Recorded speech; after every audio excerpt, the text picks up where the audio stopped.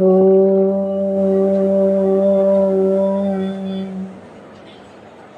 సాయీశ్వరాయ విద్మహే సత్యదేవాయ ధీమహి తన్నః సర్వః ప్రచోదయాత్. భగవాన్ శ్రీ సత్యసాయి సచ్చరిత్ర తపోవనము 5వ రోజు పారాయణము. సోమవారం. 11వ అధ్యాయము. స్వామి ప్రేమ 1000 తల్లుల ప్రేమ. సత్యధర్మమహింసయు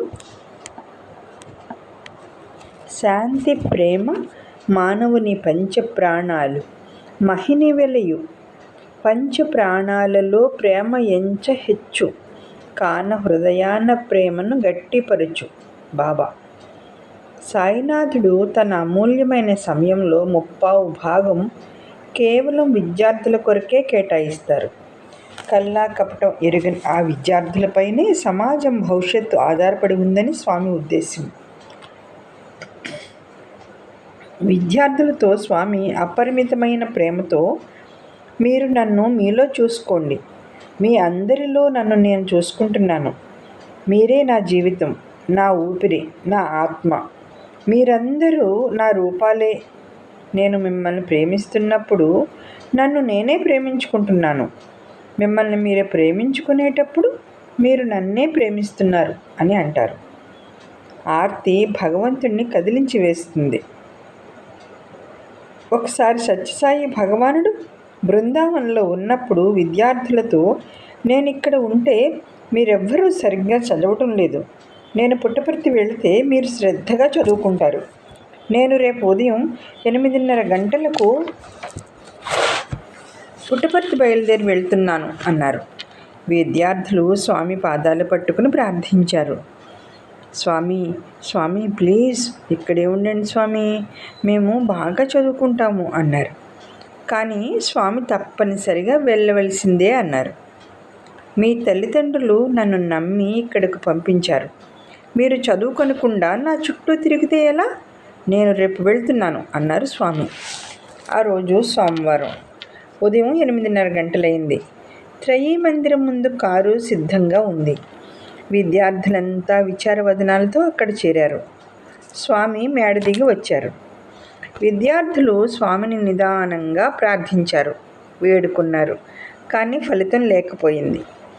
దర్శనం ఇచ్చి వచ్చి స్వామి తెల్లని ఆ కారులో ఎక్కి కూర్చుని వీడ్కోలు చెప్పారు. కారు వెళ్ళిపోయింది.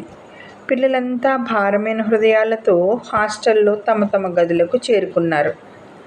మనసంతా స్వామితో నిండి ఉండడం వల్ల వారు పుస్తకాలను చూస్తున్నా లోపలికి ఏమీ ఎక్కటం లేదు.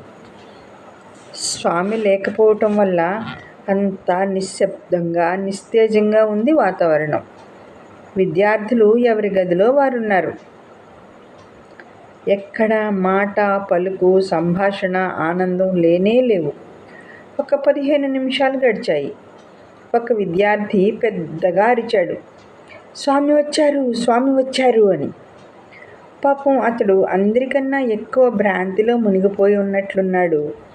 అందువల్ల అతనికి కారు వచ్చినట్లుగా అనిపించి ఉంటుంది అనుకున్నారు మిగిలిన వాళ్ళు. కొందరు కిటికీలలో నుంచి చూశారు. నిజంగానే స్వామి కారు ఆశ్రమంలోకి వస్తోంది. ఒకరిద్దరు విద్యార్థులు స్వామి కారు వెనుక పరుగులు తీస్తున్నారు.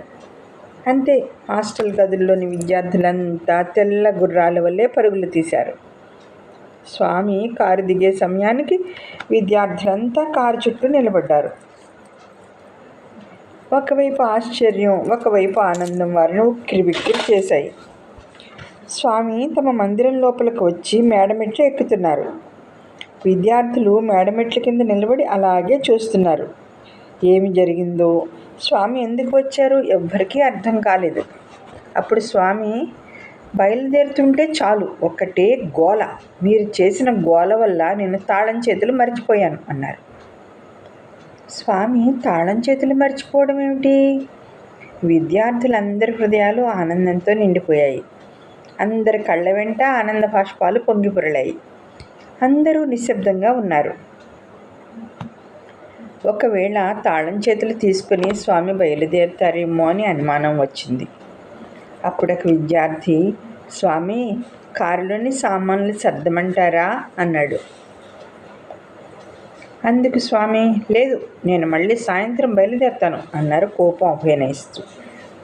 స్వామి అందమైన మందహాసం చిందించడం చూసిన వెంటనే అందరూ, స్వామి స్వామి ఇక్కడే ఉండండి స్వామి అని ప్రార్థించారు.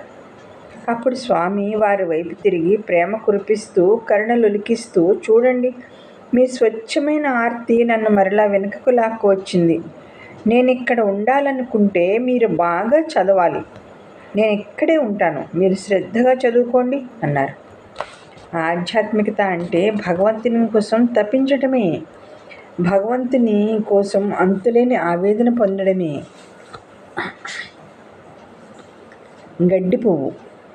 ఒకసారి సత్యసాయినాథుడు బొంబాయిలోని ధర్మక్షేత్రకు వెళ్ళినప్పుడు అక్కడ బాల వికాస్ టీచర్స్ స్వామిని ప్రేమతో ఆహ్వానించడానికి చక్కని ఏర్పాట్లు చేశారు. బాల వికాస్ విద్యార్థులందరూ ఒక్కొక్కరు ఒక్కొక్క గులాబీ పువ్వు చేత పట్టుకొని వరుసగా కూర్చున్నారు స్వామి రాగానే సమర్పించడానికి. ఆ పిల్లలందరి ముఖాలు ఆనందంతో వెలిగిపోతున్నాయి. కానీ వారిలో ఒక చిన్న పిల్లవాడు ఉన్నాడు. అతను ఇంకా బాల వికాస్లో చేరడానికి కూడా వయసు చాలనంతటి చిన్నారి బాలుడు. కానీ అతను తన అన్నయ్యలతో పాటు బాల వికాస్ క్లాసులకు వెళ్తున్నాడు. కొన్ని శ్లోకాలు కూడా కంఠస్థం చేశాడు.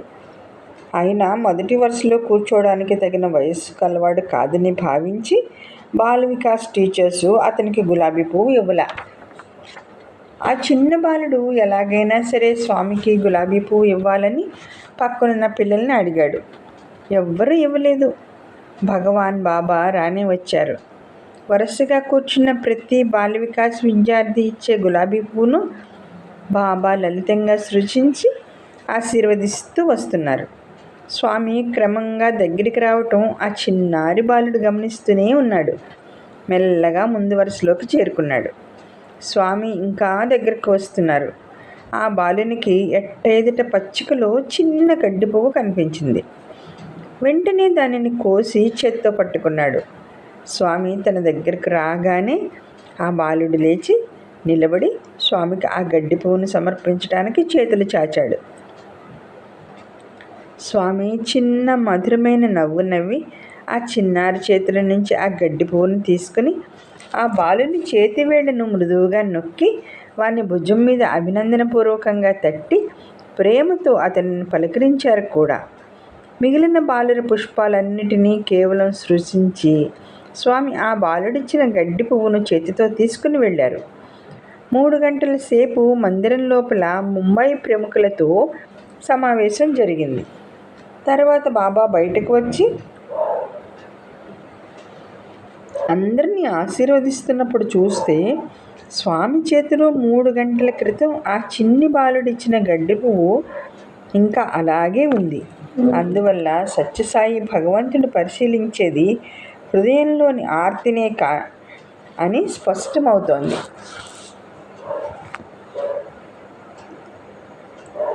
నా కోసం ఒక్క కన్నీటి బొట్టు విడు.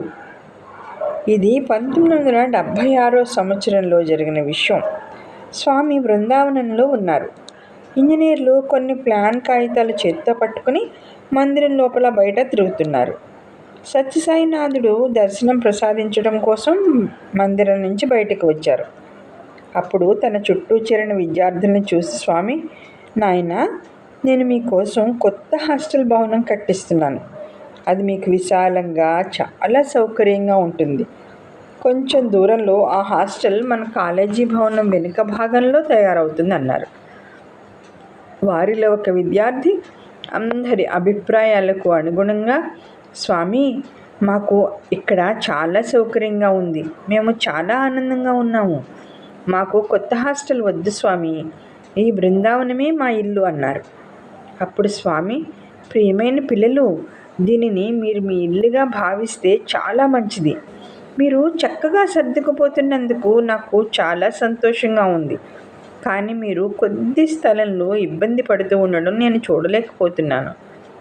మీరు సౌఖ్యంగా ఉండేలా చూడడం నా ధర్మం. ఈ గురువారం కొత్త హాస్టల్ భవనానికి శంకుస్థాపన జరుగుతుంది.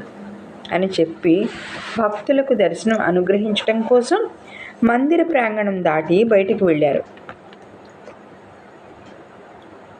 ఇక శంకుస్థాపన మహోత్సవానికి పూర్తిగా 2 రోజుల వ్యవధి కూడా లేదు.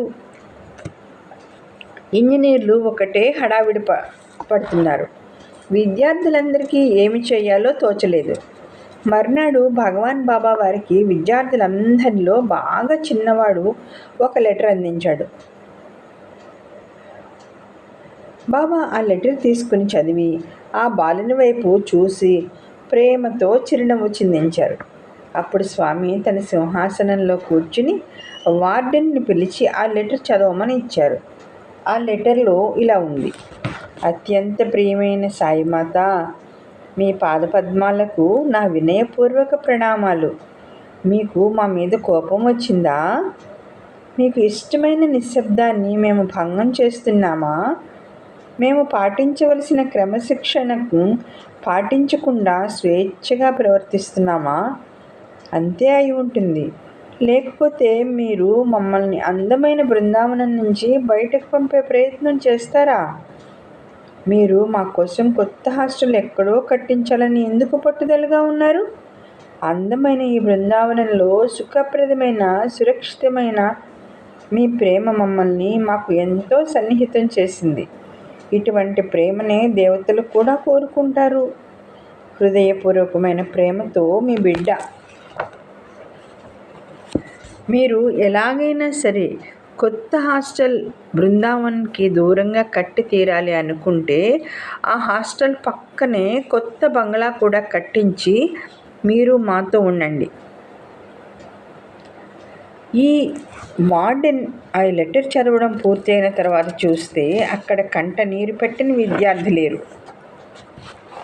విద్యార్థులంతా ఒకే కంఠంతో స్వామి, స్వామి, మా ప్రార్థన అంగీకరించండి అని వేడుకుంటున్నారు. భగవానుని హృదయం కరిగిపోయింది. స్వామి వెంటనే చీఫ్ ఇంజనీర్కి కబురు చేసి విద్యార్థుల కోరిక తెలియచేశారు. చీఫ్ ఇంజనీర్ వచ్చి ఈ ప్లాన్ అన్నీ జాగ్రత్తగా తయారు చేశాను. శంకుస్థాపనకి సమయం ఎక్కువ లేదు అన్నారు. విద్యార్థులంతా ఆయనతో బృందావనమే మా ఇల్లుగా ఉండాలి అన్నారు. పిల్లల కోరిక చూసి స్వామి ఆ చీఫ్ ఇంజనీర్తో వేరే విధంగా ప్లాన్ తయారు చేయి అని సూచించారు. ఆ ప్లాన్ ప్రకారం కొత్త హాస్టల్ భవనం బృందావనం క్యాంపస్లోనే కట్టేటట్లు నిర్ణయించారు. ఆ విషయం ప్రకటించగానే పిల్లలంతా ఆనందపరవశులయ్యారు. ఆనాడు సాయినాథుడు హారతి వెలిగిస్తున్న సమయంలో ఒక విద్యార్థి స్వామితో, స్వామి, మా కోసం మీరు ఇంత చేస్తున్నారు, మీకు తిరిగి ఇవ్వడానికి మా దగ్గర ఏమీ లేదు అన్నారు. అప్పుడు సాయినాథుడు ఆనందంతో, మీ కళ్ళ నుండి బాష్పధారలు బుగ్గల మీదుగా ప్రవహిస్తున్నాయే, అవే నాకు కావలసింది. నేను కోరేది మీ ఆనందమే అన్నారు. బృందావనంలో తయారైన ఆ హాస్టల్ భగవాన్ బాబాకి పిల్లలపై ఉన్న ప్రేమకు ఒక మధురమైన చిహ్నంగా అలరారుతోంది. 1976లో మధుమలై అరణ్యాల నుండి కొన్ని జింకలు బృందావనానికి వచ్చాయి. వాటి కోసం త్రయీ మందిరం ఎదుట చక్కని ప్రదేశాన్ని ఏర్పాటు చేశారు. స్వామి వాటికి యాపిల్స్ పెడుతూ ప్రేమగా చూస్తున్నారు. ఒకసారి స్వామి దర్శనం ప్రసాదించడానికి త్రయీ మందిరం నుంచి బయటకు రాగానే విద్యార్థులు గబగబా స్వామి సన్నిహితంగా వచ్చారు. అదే సమయంలో ఎదుటి తోటలోని జింకలు గబగబా స్వామి సన్నిహితంగా మెష్ దగ్గరికి వచ్చాయి. అప్పుడు స్వామి ఆ 2 దృశ్యాల్ని ప్రేమపూర్వకంగా చూస్తూ తన పక్కన ఉన్న భక్తునితో, these are 2-legged deer, those are 4-legged deer, both are dear to me. ఇవి 2 కాళ్ళ జింకలు, అవి 4 కాళ్ళ జింకలు, ఇద్దరూ నాకు ఇష్టమైన వాళ్లే అన్నారు. బాబా ఫ్లూ అరికట్టిన విధానం. ఒకసారి ప్రశాంతి నిలయంలోని హయ్యర్ సెకండరీ స్కూల్లో ఒక్కసారిగా ఫ్లూ జ్వరం తీవ్రంగా వ్యాపించింది. దాదాపు 200 మంది పిల్లలు అనారోగ్యం పాలయ్యారు. ఆ రోజు సాయంత్రం భజన అయిన తర్వాత స్వామి డాక్టర్ ఆల్రస్తో, "ఒకసారి నీవు వెంటనే స్కూల్కి వెళ్ళిరా" అన్నారు. డాక్టర్ ఆల్రజా వెళ్ళి చూస్తే అక్కడ దాదాపు 200 మంది విద్యార్థులు తీవ్రమైన జ్వరాలతో, దగ్గులతో, వాంతులతో బాధపడుతున్నారు. ఆ అంటువ్యాధి అరికట్టడానికి అవకాశం లేని విధంగా వ్యాపించిపోయింది. రాత్రి 8 గంటల వేళ డాక్టర్ ఆల్రస్ తిరిగి వస్తూ, 8 గంటలకు స్వామి గది మూసివేయబడుతుంది కాబట్టి ఉదయమే స్వామికి ఈ విషయం చెప్పాలి అనుకుని తన గదికి చేరుకున్నారు. 8:30 గంటల వేళ ఒక వాలంటీర్ వచ్చి, "స్వామి మిమ్మల్ని పిలుస్తున్నారు" అన్నాడు. డాక్టర్ ఆల్రజా గబగబా వెళ్ళి స్వామిని దర్శించాడు.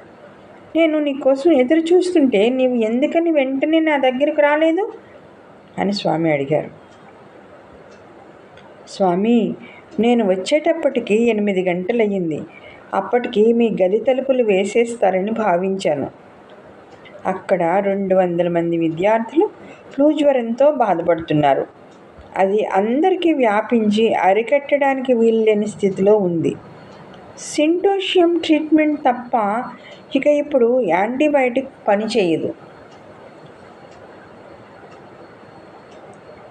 అది ఇంకా వ్యాపించకుండా మీరే ఏదైనా చెయ్యాలి" అన్నాడు డాక్టర్. మర్నాడు ఉదయం భగవాన్ బాబా స్కూలుకు, హాస్టల్కు వెళ్ళారు. అన్ని వరండాలలో, క్లాస్ గదులలో నడిచారు. డాబా పైకి కూడా వెళ్ళారు. అక్కడ "పరిశుభ్రం చేయలేదు స్వామి" అని ప్రిన్సిపల్ చెప్పినా కూడా స్వామి పైకి వెళ్ళారు. ఒక స్టీల్ బకెట్ నిండా నీళ్లు తీసుకురమ్మని చెప్పి స్వామి చాలా ఎక్కువ పరిమాణంలో విభూతి సృష్టించి అందులో వేసి ఒక టీచర్ని పిలిచి ప్రతి విద్యార్థికి, ప్రతి ఉపాధ్యాయునికి ఆ విభూతి నీళ్లను ఇవ్వమని ఆజ్ఞాపించారు. ఇక అక్కడి నుంచి ఆ అంటువ్యాధి వ్యాపించటం ఆగిపోయింది. 4 రోజులలో అందరూ ఆరోగ్యవంతులయ్యారు. స్వామి చికిత్సా విధానం అద్భుతం. అది ఎవరికీ అంతుబట్టేది కాదు. ఆధ్యాత్మ విద్యా విధానము. మనం కోరుకోవలసింది ఐహికమైన భోగభాగ్యాలు, వస్తు సంపదలు కాదు. మనం కోరుకునవలసింది భగవంతుణ్ణి. భగవంతుణ్ణి ఎప్పుడైతే కోరుకున్నామో సకల శుభాలు వాటంతట అవే ఏర్పడతాయి. ఆ భగవంతుని కోరుకునే విద్యని ఆధ్యాత్మ విద్య అంటారు. స్వామి ఒకసారి చెప్పారు, కృష్ణుణ్ణి పట్టుకోవడానికి యశోద చేతిలో వెన్న పెట్టుకుని, వేరొక చేతిలో కనిపించకుండా కర్ర పట్టుకుని వచ్చి, వెన్న కోసం కృష్ణుడి దగ్గరికి రాగానే కర్రతో 2 ఇచ్చి దారిలో పెట్టేది అని. అలాగే సత్యసాయినాథుడు యశోదమ్మ వలె ఎదురుగా చేతిలో ఐహికమైన విద్యలు చూపించి, వేరొక చేతిలో కనిపించకుండా ఆధ్యాత్మ విద్యను పట్టుకుని వస్తున్నారు. స్వామి కాలేజీలో, విశ్వవిద్యాలయంలో చేరాలని ఆసక్తితో దగ్గరికి వచ్చిన విద్యార్థుల్ని పట్టుకొని వారికి లౌకిక విద్యలతో పాటు అధ్యాత్మ విద్య నేర్పి మనుషులను మనీషులుగా తీర్చిదిద్దుతున్నారు. ఇది అంతా స్వామి అనిర్వచనీయమైన ప్రేమ తప్ప మరొకటి కాదు కదా. విద్యార్థులకు బాబా ప్రేమతో కేజీ నుండి పీజీ వరకు ఉచిత విద్య అందిస్తున్నారు. MBA, MFM, MTech కోర్సులు ప్రవేశపెట్టారు. PhD చేసే వసతులు కూడా సమకూర్చారు. పిల్లల కోసం అందమైన విశాలమైన భవన సముదాయాలను, కొన్ని కోట్ల రూపాయల ఖర్చుతో విజ్ఞానపు కాంతులు వెదజల్లే అత్యాధునిక నక్షత్ర ప్రదర్శనశాలను నిర్మించారు. ఇవన్నీ బాబాకు పిల్లల పట్ల గల ప్రేమకు అందమైన నిదర్శనాలుగా కనిపిస్తున్నాయి. ఈ లౌకిక విద్యలతో పాటు స్వామి పిల్లలకు ఆధ్యాత్మ విద్య నేర్పడం అసలు విశేషం. నా సంపద అంతా నా పిల్లలే. శ్రీ సత్యసాయి విశ్వవిద్యాలయం ప్రారంభించిన రోజున 22/11/81 నాడు సత్యసాయినాథుడు విద్యార్థులతో ఇలా అన్నారు, జగత్తుకు శాంతి భద్రతలు అందించడానికే విద్యార్థులే వేర్లుగా నిలవాలి. ఈ వేర్లకు నీరు పోయటమే సత్యసాయి లక్ష్యము. నేను విద్యార్థులకే అన్ని విధములుగా అర్పితమైపోతున్నాను. నేను సమస్త విధముల విద్యార్థులనే విశ్వసిస్తున్నాను. సత్యసాయి ప్రాపర్టీ ఏమిటంటే చాలామంది చెప్తుంటారు, అబ్బో ఇన్ని బిల్డింగులున్నాయి, ఇన్ని భూములున్నాయి అని. ఇవన్నీ వట్టి మాటలే. నా ప్రాపర్టీ అంతా నా పిల్లలే. కానీ ఈ సత్యాన్ని కొంతమంది గుర్తించలేకపోతున్నారు. ఒక తల్లి ప్రేమను అర్థం చేసుకొనలేని దురదృష్టవంతులు 1000 తల్లుల ప్రేమను ఎట్లు అర్థం చేసుకుంటారు? సత్యసాయిలోని ముఖ్య లక్షణము సహనము. ఎంతమందో నన్ను విమర్శిస్తుంటారు, ఎంతమందో దూషిస్తుంటారు. ఎన్ని పేపర్లో ఏమేమో రాస్తుంటాయి, ఎన్ని పాంప్లెట్లో కొట్టిస్తుంటారు. ఏమేమో జరుగుతుంటాయి ఈ ప్రపంచంలో. అన్నింటికీ జవాబు నా చిరునవ్వే. ఇవన్నీ మంచికి జరిగే విరుద్ధ వికారాలే. కాచిన చెట్టుకే రాళ్ళ దెబ్బలు. ఇంకా కొంతమంది సత్యసాయి సంస్థలు, సత్యసాయి విద్యాలయములు విరివిగా పెరుగుతూ ఉన్నాయని అసూయ చేత ఎన్నో విషయాలను కల్పిస్తూ పిల్లలకు కూడా ఉద్రేకాలు కలిగిస్తుంటారు.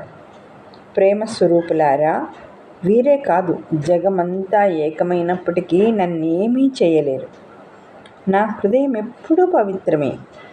నాకు స్వార్థము కానీ సొంతము కానీ లేదు. ఇదియే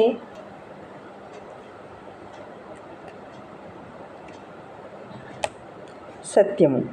దోషములున్న వారికి అదురు బెదురు కానీ ఏ దోషము లేని సింహమునకు భయం ఎందుకు? నేను చేసే పనులన్నీ లోక కళ్యాణము నిమిత్తము, అంతేగాని నా నిమిత్తము కాదు. ఈ సత్యాన్ని గుర్తించుకున్నాను కనుక నాకెప్పుడు ఆనందమే ఆనందమే ఆనందమే అన్నారు బాబా. భగవంతునితో ఒక క్రీడ. 1983 సంవత్సరంలో బృందావనంలోని కళ్యాణ మండపంలో స్వామి కళాశాల విద్యార్థులు ఒక విజ్ఞాన ప్రదర్శన ఏర్పాటు చేశారు. ఆ సమయంలో కర్ణాటక గవర్నర్గా ఉన్న గోవిందనారాయణ గారు స్వామి దర్శనానికి వచ్చారు. స్వామి ఆయనను తీసుకుని ఆ ప్రదర్శనశాలకు వచ్చారు. విద్యార్థులు తయారు చేసిన వివిధ పరికరాలు చూస్తూ వస్తున్నారు స్వామి. ఒక చోట ఒక విద్యార్థి ఒక సైన్స్ పరికరం తయారు చేశాడు. అందులో ఒక వెలుగు కిరణం ఒక వైపు నుంచి మరొక వైపుకు ప్రసరిస్తూ ఉంటుంది. దాన్ని చేత్తో అడ్డుకున్నప్పుడు వెంటనే అలారం మోగుతుంది.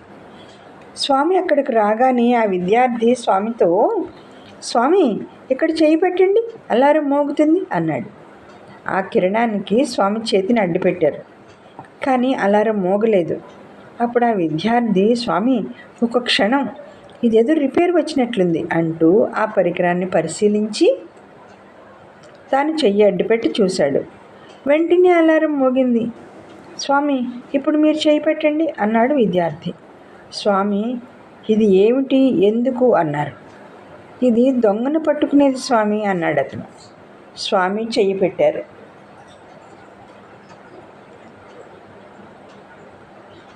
కానీ అలారం మోగలేదు. మరలా రిపేర్ వచ్చిందేమో అనుకున్నాడు విద్యార్థి. అప్పుడు స్వామి, అది రిపేరుకు రాలేదు, నేను అటువంటి దొంగను కాదు కదా, అందువలన మోగలేదు. నేను చిత్తచోరుణ్ణి, విత్తచోరుణ్ణి కాదు అంటూ వెళ్ళారు. స్వామి విజ్ఞాన శాస్త్రానికి అందేటటువంటి వారు కాదు. కొన్ని సంవత్సరాల క్రితం విషయం.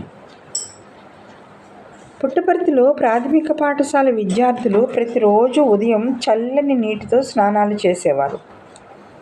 తల్లిదండ్రులు తనను నమ్ముకుని పిల్లల్ని నా దగ్గర వదిలిపెట్టారు. పాపం వీళ్ళు ప్రతిరోజు చల్లని నీటితో స్నానాలు చేయవలసి వస్తున్నదే అనుకున్నారు స్వామి.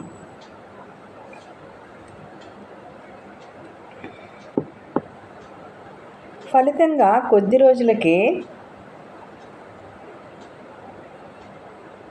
సోలార్ హీటర్స్ వచ్చాయి. సూర్యకిరణాల నుంచి వేడిని గ్రహించి నీటిని వెచ్చ చేసే యంత్రాలు ప్రశాంతి నిలయానికి చేరగానే టెక్నీషియన్స్ త్వరగా వాటిని హాస్టల్లో అమర్చారు. ఆ స్కూల్ ప్రిన్సిపల్, అధ్యాపకులు, విద్యార్థులు చాలా సంతోషించారు. వారంతా స్వామిని ఆ సోలార్ సిస్టమ్ని ప్రారంభించమని అందుకు స్వామి సమ్మతించారు. ఒకరోజు స్వామి వచ్చి ఆ వేడి నీటి పంపు ప్రారంభం చేయడానికి ఏర్పాట్లు జరిగాయి.